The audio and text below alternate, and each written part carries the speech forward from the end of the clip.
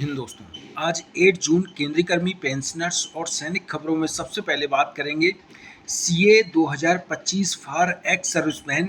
कब आएगा पैसा? केएसबी से हुआ अप्रूवल। 8 सीपीसी में फिटमेंट फैक्टर 1.92। सरकार ने दी आयोग को हिदायत।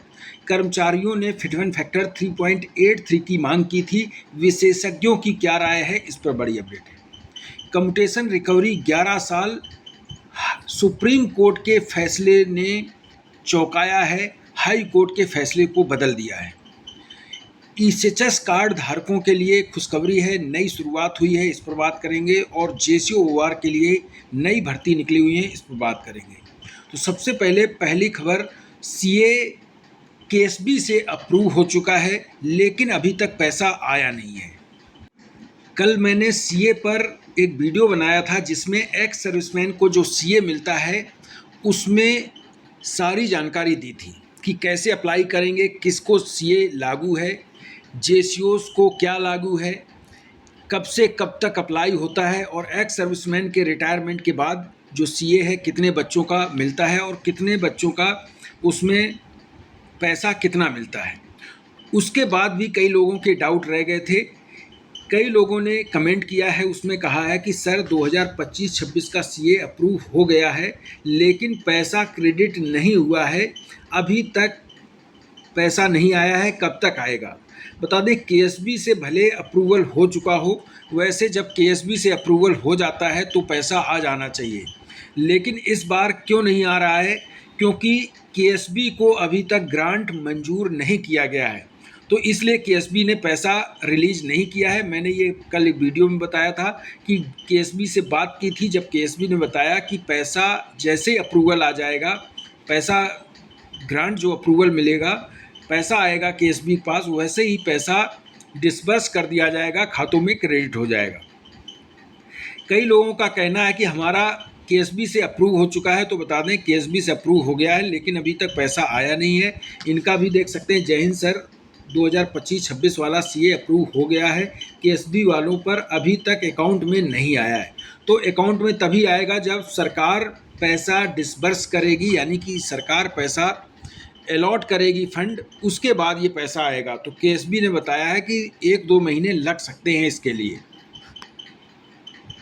बाकी कैसे अप्लाई करना है, क्या अप्लाई करने का प्रोसीजर है, इसका मैंने वीडियो बनाया हुआ है जिसका लिंक मैं डिस्क्रिप्शन में दे दूंगा, उसके थ्रू वो पूरा वीडियो देखकर आप अप्लाई कर सकते हैं। बता दें, अप्लाई करने की लास्ट डेट जो है नवंबर 30 है। 30 नवंबर से पहले पहले आपको अप्लाई करना होगा। 8वें वेतन आयोग को लेकर सरकार ने आयोग को स्पष्ट निर्देश दे दिए हैं कि पर कैपिटा इनकम के आधार पर 8वां वेतन आयोग लागू किया जाए, उसमें फिटमेंट फैक्टर की बढ़ोतरी की जाए। कर्मचारी पक्ष फिटमेंट फैक्टर की अधिक मांग कर रहे हैं, 3.83 की, लेकिन सरकार ने जो पर कैपिटा इनकम के आंकड़े दिए हैं उसमें कहा है कि जो पेंशन है, पे है, उसमें बेसिक में 86% पर कैपिटा इनकम बढ़ोतरी हुई है, तो 86% के आसपास बढ़ोतरी की जाए। ये अनुमान भी लगाया गया है क्योंकि सरकार ने पर कैपिटा इनकम के जो आंकड़े दिए हैं, जिसका मैंने पहले भी वीडियो बनाया हुआ है, जिसने देख लिया होगा, उसमें बता दें कि सरकार ने कहा है कि पर कैपिटा इनकम में जो बढ़ोतरी हुई है 10 सालों में, वो 86% के आसपास बढ़ोतरी हुई है, तो उसी हिसाब से फिटमेंट फैक्टर दिया जाए। लेकिन कर्मचारी पक्ष को लेकर इसमें अलग अलग राय हैं। 8वें वेतन आयोग को लेकर चर्चाएं चल रही हैं। केंद्र सरकार और पेंशन भोगियों के बीच व्यापक चर्चा चल रही है। वेतनमान में मांगों को लेकर रूढ़िवादी 1.92 से लेकर और एक महत्वाकांक्षी 3.83 तक की मांग की जा रही है, जो कर्मचारियों की अपेक्षाकृत सरकार के लिए वित्तीय रूप से व्यवहार नहीं लग रही है, क्योंकि 3.83 जो है मांग, वो अभी के प्रारूप को देखकर व्यवहारी नहीं लग रही है। जेसीएम ने संयुक्त परिषद के कर्मचारी पक्ष के कथित तौर पर 3.83 के फिटमेंट फैक्टर की वकालत की है। सबसे ऊंचे मांगों में से एक है। राष्ट्रीय पेंशन भोगी संगठन जो है एनपीओ ने 3.25 तक के फिटमेंट फैक्टर का सुझाव दिया है। वहीं भारतीय ट्रेड यूनियन कांग्रेस ने कथित तौर पर 3.0 के फिटमेंट फैक्टर का प्रस्ताव रखा है। जम्मू कश्मीर में कई कर्मचारी संगठनों ने 2.86 से लेकर 3.68 के बीच में फिटमेंट फैक्टर की मांग रखी है। उनकी मांगों में मेन है कि पे लेवल के आधार पर फिटमेंट फैक्टर दिया जाए। यहाँ तक कि पूर्व वित्त सचिव सुभाष गर्ग भी मान चुके हैं कि सरकार 1.92 के फिटमेंट फैक्टर को मंजूरी दे सकती है, क्योंकि सरकार ने जो पर कैपिटा इनकम के आंकड़े जारी किए हैं उसमें साफ संकेत मिल रहा है कि 1.92 से 2.0 तक के फिटमेंट फैक्टर की उम्मीद जताई जा रही है। एक और बड़ी खबर है, सुप्रीम कोर्ट में जो केस था कम्यूटेशन रिकवरी का, उसे पलट दिया गया है। क्यों पलट दिया गया है? क्योंकि हाई कोर्ट ने, पंजाब हरियाणा हाई कोर्ट ने फैसला सुनाया था कि कम्यूटेशन रिकवरी जो है वो 15 साल की बजाय 11 साल करनी चाहिए। उसके बाद केंद्र सरकार सुप्रीम कोर्ट चली गई थी और सुप्रीम कोर्ट में इस केस को, जो हाई कोर्ट ने फैसला सुनाया था, उसे पलट दिया था। उसका कारण क्या था? तो इसमें जो कारण है, एडवोकेट ने, जो सुप्रीम कोर्ट के एडवोकेट हैं, उन्होंने बताया है कि 15 साल का जो केस था सुप्रीम कोर्ट ने उसे अपहेल्ड कर दिया है हाई कोर्ट के डिसीजन को।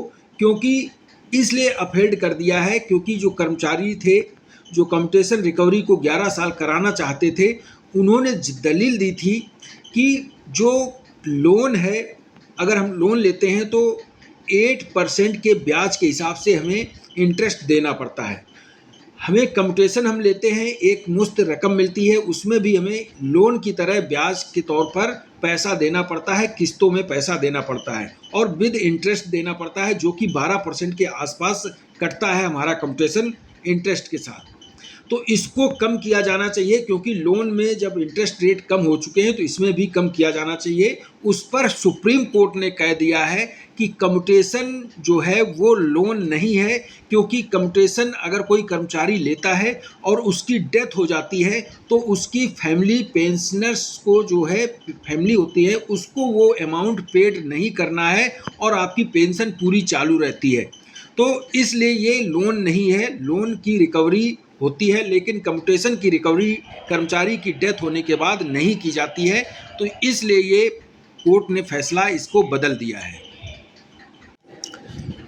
एक और अच्छी खबर है, 1700 पूर्व सैनिकों के घर पर मुफ्त पहुंचेगी जीवन रक्षक दवाएं। ये फैसला लिया गया है, अलग अलग ECHS जो हैं उनमें ये फैसला लिया जा रहा है। बता दें, केंद्र सरकार ने इसकी पहले ही मंजूरी दे दी है, लेकिन कई ECHS इसको भी लागू नहीं कर पाए हैं, क्योंकि इसके लिए काफ़ी दिक्कतें आ रही थी। अब धीरे धीरे सभी ECHS इसको लागू कर रहे हैं।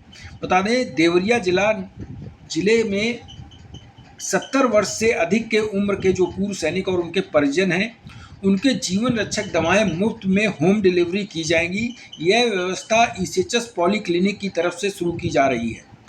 इस नई व्यवस्था के तहत अब पूर्व सैनिकों को आवश्यक दवाओं के लिए बार बार केंद्र तक नहीं जाना होगा, बल्कि उनकी दवाएं उनके घर तक पहुंचाई जाएंगी।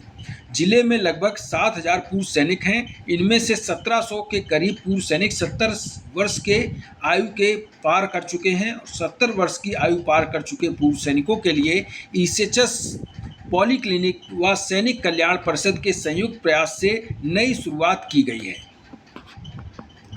जॉब से लेटेस्ट अपडेट है, बता दें, पूर्व सैनिकों के लिए काला पूस फाउंडेशन की तरफ से वैकेंसी निकाली गई है और ये वैकेंसी जो हैं अलग अलग पदों पर हैं।